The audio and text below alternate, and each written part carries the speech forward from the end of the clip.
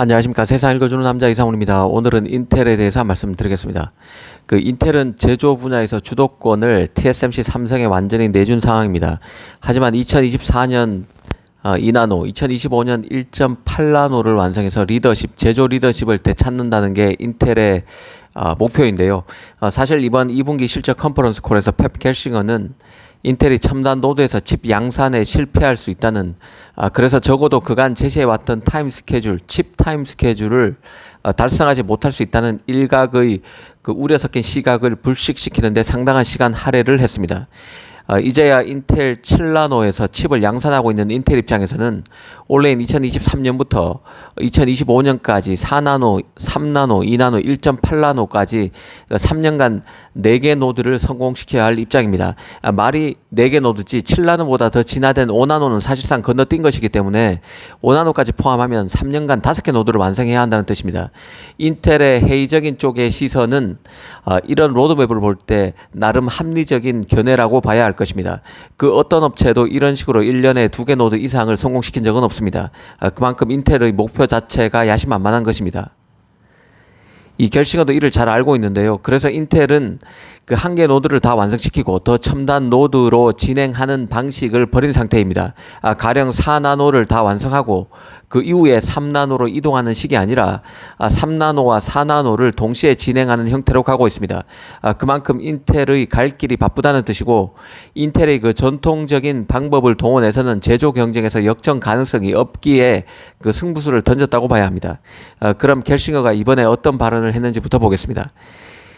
이 겔싱어는 일단 그 인텔 입장에서 첫 EUV 생산 라인을 적용한 인텔 4나노에서 CPU 다이를 만드는 메테오 레이크라고 하죠. 이 메테오 레이크가 하반기에 무난히 출시된다고 밝혔습니다. 일전에 그 인텔 4나노에서 가장 핵심 다이인 CPU 다이를 만드는 메테오 레이크의 올 하반기 출시 여부는 매우 중요하다고 말씀드린 적이 있습니다. 만약 이게 안 된다면 TSMC처럼 핀팩 공정으로는 마지막 노드인 인텔 3나노로 만드는 칩이 줄줄이 연기될 수 있기에, 그래서 인텔의 칩 로드맵 자체가 완전히 헝클어질 수 있기에 그런 말씀을 드렸습니다. 그런데 겔싱어가 메테오 레이크는 이번 분기에 나오고 인텔 3나노 칩도 생각보다 공정 진행 속도가 더 빠르다고 언급했습니다. 이 겔싱어는 올 4분기에 서버용 CPU로 사파이어 래피즈에 이어서 나오는 차기 서버용 프로세서인 그 에메랄드 래피즈가 인텔 7 공정을 활용해서 출시되고, 특히 바로 내년인 2024년 1분기에 인텔 3나노 노드에서 제작된 시에라 포레스트, 하강암 래피즈로 불리는 그래나이트 래피즈가 나온다고 다시 한번 확인해 줬습니다. 일단 그 서버용 3나노 칩은 내년 1분기에 예정대로 다 나올 것임을 언급한 것입니다. 특히 시에라 포레스트와 그래나이트 래피즈 모두 고객과의 볼륨 검증, 이 볼륨 검증이라는 얘기는 칩 양산과 관련된 표현이라고 생각하시면 됩니다. 이 볼륨 검증이 예정보다 앞당겨 진행되고 있다는 사실도 공개했습니다. 이 2나노 노드인 인텔 20옹스트롱 또 차질 없이 진행 중이라고 했는데요. 인텔 20옹스트롱은 인텔로서는 최초로 게이트 올 어라운드인 GAA 노드를 활용한 노드입니다. 인텔은 그 GAA 노드를 자체 네이밍인 리본 팻으로 표현하고 있는데요. TSMC와 마찬가지로 2나노에서 게이트 올 어라운드를 처음으로 활용하는 게 바로 인텔입니다.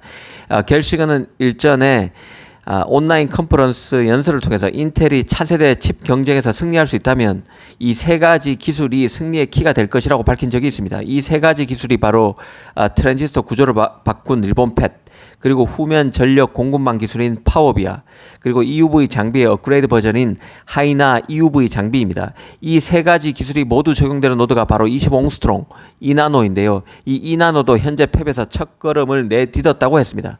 이 한마디로 정리하면 인텔은 이번 그 2분기 컨퍼런스 콜을 통해서 인텔의 모든 제품이 여전히 정상 궤도에 서 있고 일전에 밝혀왔던 칩 로드맵에도 큰 변경이 이루어지지 않을 만큼 순조롭다는 것을 확인시켰습니다. 하지만 이런 언급이 실제 칩 출시로 이어질지는 확인해야 하는 것들입니다. 여전히 인텔의 로드맵은 지나치게 야심적이고 버거워 보이는 게 현실인데요. 이는 TSMC 삼성이 3나노 수율 잡기에 굉장히 어려움을 겪어왔다는 것에서도 충분히 유추해 볼 수 있는 것들입니다. 인텔은 14나노, 10나노 칩 양산에서도 수차례 자신들의 공헌을 번복하면서 시장에 큰 실망감을 준 전례가 있습니다. 그 이후에 엔지니어 출신 겔싱어가 인텔에 복귀했고 로드맵대로 칩을 출시할 것이라는 공언을 이어가고 있지만 결국 중요한 것은 실제 퍼포먼스이지 립 서비스가 아니라는 점을 인식할 필요가 있습니다. 입으로는 만리장성인들 못 샀겠습니까? 실제 실행 여부, 수행 여부가 중요하다는 뜻입니다. 일전에 한 팁스터는 인텔의 15세대 CPU인 에로레이크에 대해서 정보를 업로드한 적이 있습니다. 에로레이크면 인텔 7나노 노드로 만드는 12세대 CPU 엘드레이크, 13세대 랩터레이크, 이번에 그 겔싱어가 올 하반기 출시된다고 언급한 14세대 CPU 메테오레이크에 이어 나오는 CPU입니다. 이 내년에 나오는 15세대 CPU 에로레이크와 관련해서 그간 GPU와 IO 타일은 TSMC 3나노에서, CPU 타일은 20옹스트롱, 즉 인텔 2나노에서 만드는 CPU로 알려졌던 게 에로레이크인데요. 이 팁스터는 에로레이크의 CPU 타일이 인텔 2나노가 아니라 3나노에서 만들어질 수 있다고, 그러니까 계획이 변경될 수 있다고 밝혔습니다. 그만큼 인텔을 바라보는 시장의 시선은 여전히 불안합니다. 사실 인텔은 올 하반기 나온다는 메테오레이크부터 대부분의 타일을 TSMC에서 만드는 처지입니다. 인텔의 칩 로드맵이라고는 하지만 자신의 타일 상당 부분을 TSMC, 외부 파운드리인 TSMC에 의존하는 상황입니다. 과거 말 그대로 CPU는 전부 자신의 팹에서 만들던 시절 인텔의 로드맵과는 현재 로드맵은 질적으로 다르다는 점을 인식할 필요가 있습니다. 인텔은 여전히 종합 반도체 기업이지만 이미 칩의 상당 부분은 설계만 하고 파운드리에 제작을 맡기는 구조를 선택하고 있습니다. 이는 X86 시장에서 AMD의 거센 추격, 그리고 AI 시장에서 엔비디아에 이미 주도권을 내준 인텔이 프로세서 시장에서 다시 최고 기술 기업 자리를 차지하기 위한 불가피한 선택이라고 봐야 합니다. 외부 파운드리의 힘을 빌리지 않고는 이제 프로세서 시장에서 기술 기업으로서 1등 자리를 유지하기는 쉽지 않은 상황까지 왔다는 게 시장의 객관적인 평가일 것입니다. 이런 상황에서 이제는 과거 실패했던 파운드리 사업에까지 진출한 게 인텔입니다. 칩이 전략 자산이 되면서 미국 정부의 지원, 약속을 등에 업고 파운드리 시장까지 진출한 게 바로 인텔이죠.